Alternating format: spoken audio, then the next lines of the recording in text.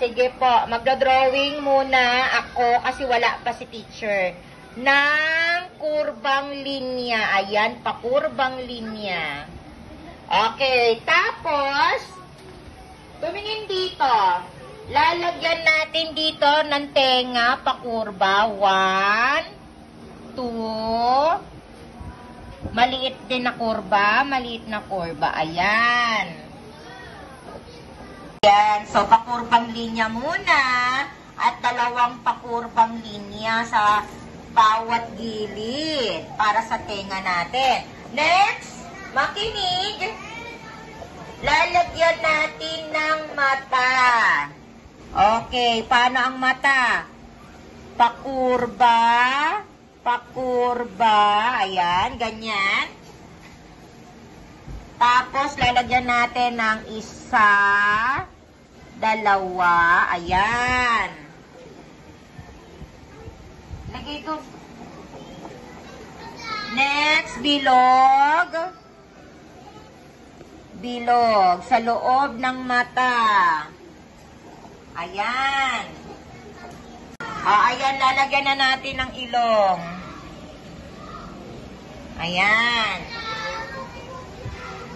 Tapos, lagyan natin sa taas ng mata ng pakurba. 1, 2. Ayan, ganyan.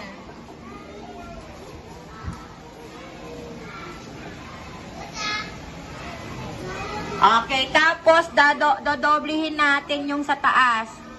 1, ganyan, ganyan. 1, 2. Lalagyan natin dito ng linya. Ayan.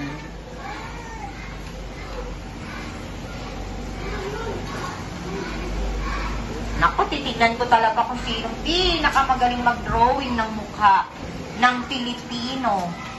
Okay, tapos lalagyan natin ng bibig. 1, 2. Ganyan.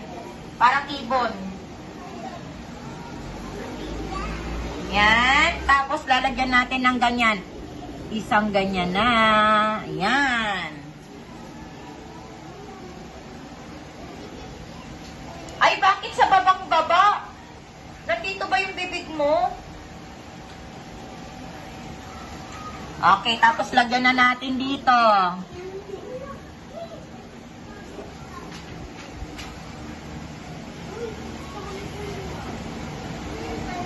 Ayusin ninyo.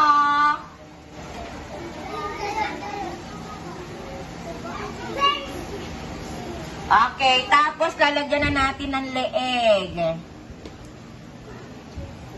Yan, leeg. Lagyan ng leeg.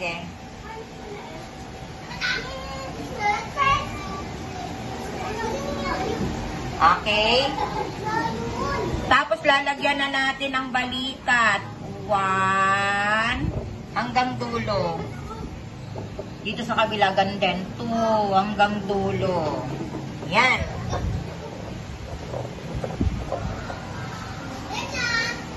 Tapos lalagyan natin ng pakurbang linya dito, 2.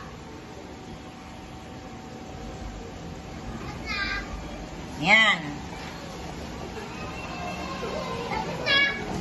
Tapos lalagyan natin ng mga linya. Maraming linya. Kasi para magmukhang t-shirt. Di ba ganyan ang t-shirt natin? Ayan.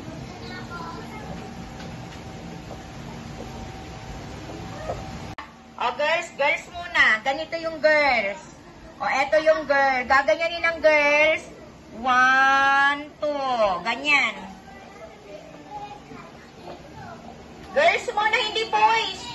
Iba sa boys. Mamaya na sa boys. Girls muna. Tapos, girls, dito sa taas niya. Sa taas, lalagyan ng 1 papunta sa balikat. Tapos, 2 papunta sa balikat. Ayan. So, ganyan ang magiging itsura. Okay. Okay. Di ba merong... Ayan na, ayan lalaki. Yung lalaki, lalagyan natin, ganon, kulot-kulot. Tapos dito sa tenga, ganon din, kulot-kulot. Ayan, puros kulot-kulot.